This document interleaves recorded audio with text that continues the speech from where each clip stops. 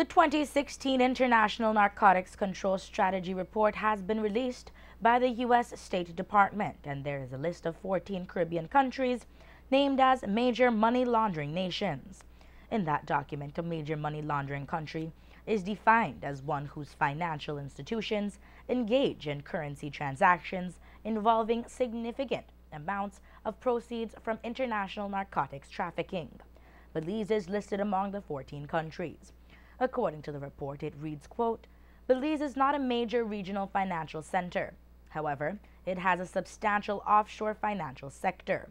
Belize is a transshipment point for marijuana and cocaine, and human trafficking is a concern. There are strong indications that laundered proceeds are increasingly related to organized criminal groups involved in the trafficking of illegal narcotics, psychotropic substances, and chemical precursors. The government of Belize continues to encourage offshore financial activities that are vulnerable to money laundering and terrorist financing, including offshore banks, insurance companies, trust service providers, mutual fund companies, and international business companies, end of quote.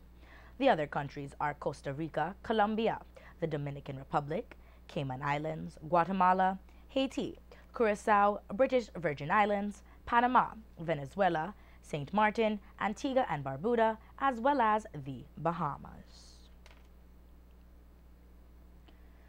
A Belizean couple was involved in a road traffic accident on Friday night in San Benito, Petén in Guatemala. Love News understands that the 50-year-old Belizean woman was driving her personal vehicle to Flores, Petén, and she and her husband were heading to a church revival when they were rear-ended by a government vehicle, which caused her to lose control of the vehicle in the heavy rains and slippery road. As a result, the woman, Irma Esther Avella, passed away, leaving her husband, Pastor Ricky Avella, in the passenger seat with injuries. The husband was taken to the San Benito Hospital and later transferred to La Loma Luz Hospital, where he is listed in a stable condition. Reports reaching our news center are that most of their belongings were stolen from the vehicle just after the accident. It is uncertain if and where charges will be levied in that municipality. The couple has been known to travel to Petén, Guatemala for church events. Irma Esther Avella was employed as the head person at the medical lab at La Loma Luz Hospital in Santa Elena Town, Cayo District.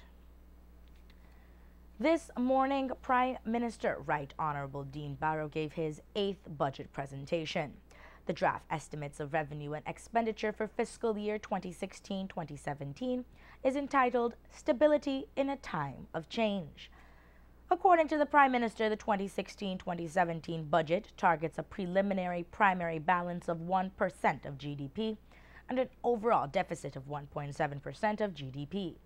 Total expenditure is budgeted at $1.151 billion, while total revenue and grants are less and estimated at $1.088 billion.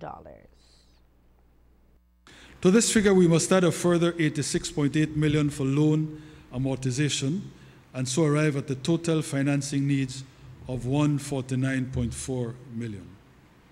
The draft estimates has total revenue and grants amounting to $1.088 billion for fiscal year 2016-2017, and this is comprised of $1.041 billion in recurrent revenue, $5.9 million in capital revenue, and $41.6 million in grants. Mr. Speaker, in projecting an increase in recurrent revenues, we have factored in the full year effect of the adjustment in import duty on fuel projects, which was implemented in December 2015 and in February 2016. This is expected to yield an additional $50 million. Well, let me say something about that. That is the only revenue-raising measure we're taking. The technocrats spoke to us about GST, about moving from zero-rated to taxable, about moving from exempt to fully taxable.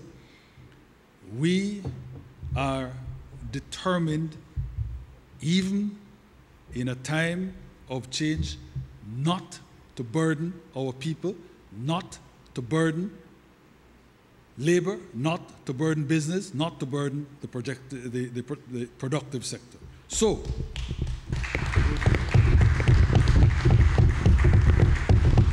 All we have done is the increase in import duty on fuel. And we were able to do this because naturally the global price per barrel of fuel has fallen so dramatically, and so the acquisition costs have lessened so remarkably. Indeed, Mr. Speaker, it is estimated that the fall in oil prices since 2014 has resulted in a windfall savings of over $163 million to the Belizean consumer. According to Prime Minister Barrow, his administration is proposing to allocate some $191.9 million to its capital program in the upcoming fiscal year.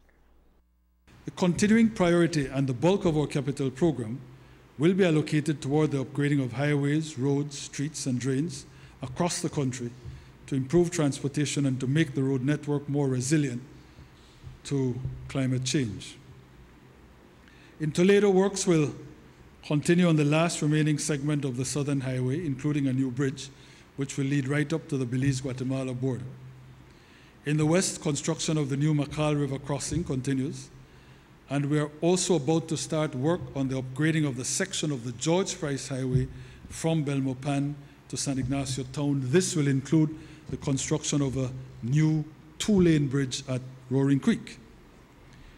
In the near south, contracts for the upgrading of the Hummingbird Highway, including the construction of several new two-lane bridges in the Stanqueak Valley, have been signed, and preliminary works, I believe, have already started.